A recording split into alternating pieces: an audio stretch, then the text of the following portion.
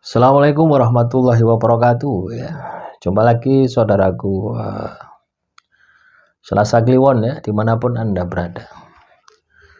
Kajian materi kali ini tentang menjalani karma ya, teman-teman Selasa Kliwon. Teman-teman Selasa Kliwon ya, kalau Anda ini kena masalah ya, masalah Anda ini tidak selesai-selesai, dan di dalam Anda menjalani masalah tadi, itu Anda ini ingat dengan orang yang pernah Anda sakiti di masa lalu. Selalu terlintas bayangannya, selalu terlintas di pelupuk mata Anda. Maka jelas, masalah yang Anda hadapi itu adalah sebuah karma. Itu adalah balasan dari perbuatan Anda di masa lalu. Nah, jadi kalau Anda kena masalah terus itu adalah sebuah karma, Anda akan selesai sampai karma itu selesai ya. Makanya teman-teman Selasa Kliwon, ketika Anda menjalani sebuah karma, itu pasti berarti, karena karma hukuman Tuhan ini sudah di luar batas kemampuan Anda ya. Karma itu sudah di luar batas kemampuan Anda, sehingga Anda tidak bisa menyelesaikan. Tapi Anda harus menjalani sampai masalah itu selesai, sampai masalah itu tuntas ya. Kita belajar ya dari film apa itu, Tom Samcong itu ya, Perjalanan Mencari Kitab Suci. Itu kan murid-muridnya kan menjalani karma ya. Dikasih pemahaman sama gurunya untuk melakukan dharma ya, melakukan sebuah kebaikan ya. Di dalam hidupnya kan seperti itu tuh.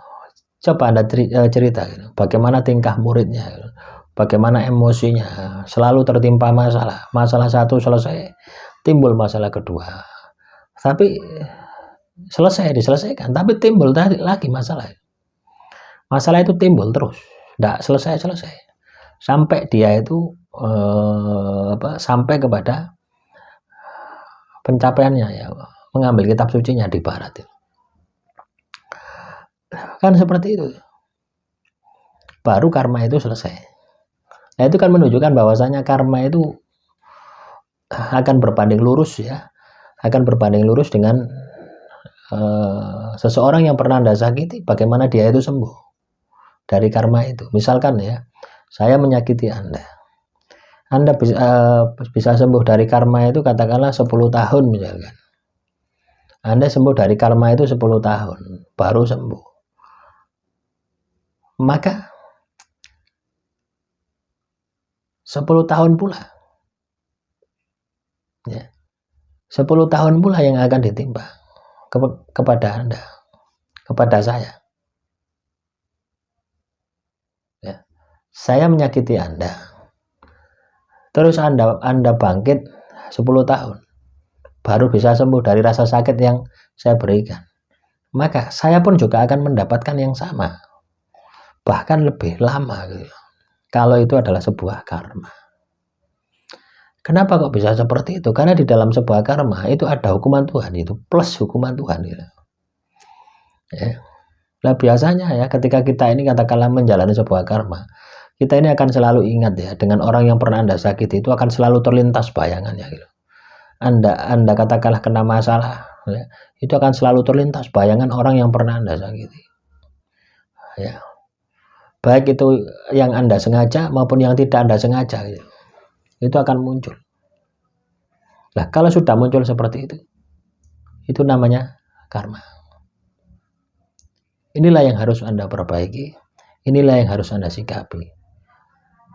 Kalau misalkan teman-teman ya, Selasa Kliwon ini menjalani karma, ya sudah diterima saja ya. Yang pertama diterima, yang kedua yang perlu Anda lakukan, Anda minta maaf ya kepada orang yang pernah Anda sakiti. Kalau Anda ingin cepat ya, karma ini bisa berkurang ya, tapi tidak akan bisa habis, kurangnya ya paling ya 10% lah gitu ya. Ya lumayan toh, misalkan Anda menjalani karma terus 10 tahun ya, terus berkurang 1 tahun kan ya lumayan itu. Satu itu. Kedua, ibadah dan tirakat harus Anda jalankan supaya karma itu tidak kerasa gitu ya. Karena ketika seseorang menjalani karma itu ada hukuman Tuhan teman-teman, ada hukuman Tuhan. Coba bayangkan ketika Anda ini dihukum sama Tuhan, ya, ini tidak akan selesai kalau Anda tidak melakukan pertobatan. Nah, makanya ya, karma itu sangat berat sekali. Ketika teman-teman Selasa Kliwon ini paham ya dengan beratnya karma, paham dengan hukuman karma, ya, maka Anda ini akan hati-hati, ya. Lebih baik jadi korban daripada jadi pelaku. Kan seperti itu, loh.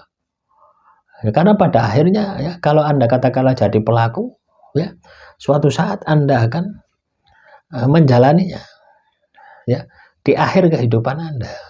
Tapi kalau Anda menjadi korban, ya, menjadi korban, Anda menderita di awal tapi akan sukses di akhir. Itu bedanya seperti itu.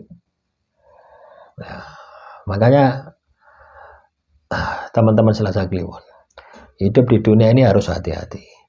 Hidup di dunia ini harus kita ini bisa menyikapi gitu ya. Jangan sampai ketika kita ini hidup di dunia, kita ini selalu berbuat hal-hal yang sifatnya negatif. Apalagi itu berkaitan dengan orang lain, menipu, memfitnah, mendolimi, menyakiti dan sebagainya. Ya, karena berat sekali ya. Ketika seseorang itu menjalani karma itu berat sekali. Ya coba Anda lihat ya di film Tom Sancong itu loh ya. Bagaimana keras sakti yang saktinya seperti itu ya, harus dihukum sama Tuhan. Ya, di Gunung Lima Jari. Ya. Setelah selama 500 tahun baru dibebaskan ya. Ketemu dengan Tom Sancong, mengawal sampai ke barat. Nah, selama perjalanan masalah itu adalah gambaran. Ya, gambaran bahwasanya karma itu sangat berat. Sama dengan siapa? Cut Pake ya. Yang babi itu loh, itu kan Pangeran Tianfeng ya. Nah, itu juga menjalani karma, harus turun ke dunia, harus terhina. Karena apa? Karena cinta ya. Nah, jadi teman-teman Selasa Kliwon ya, cobalah Anda lihat ya, bagaimana kehidupan di sekitar Anda. Bagaimana orang yang katakanlah pernah berbuat jahat, itu pasti akan mendapatkan karmanya. Kita lihat sendiri. Ya, misalkan ya saat ini Anda ini diselingkuhi, ya, besok suatu saat orang yang menyelingkuhi Anda ya juga akan diselingkuhi. Atau kalau tidak akan mendapatkan masalah, misalkan stroke, misalkan, atau penyakit-penyakit yang sangat luar biasa. Ya, akan seperti itu. Atau bahkan meninggal dunia, bisa jadi seperti itu. Makanya karma itu berat, abot sanggani. Hati-hati di dalam menjalani kehidupan kita, supaya kita tidak menyakiti orang lain, baik itu yang kita sengaja maupun yang tidak kita sengaja. Demikian saudaraku Selasa Kliwon ya. Semoga materi kali ini bisa bermanfaat. Wassalamualaikum warahmatullahi wabarakatuh.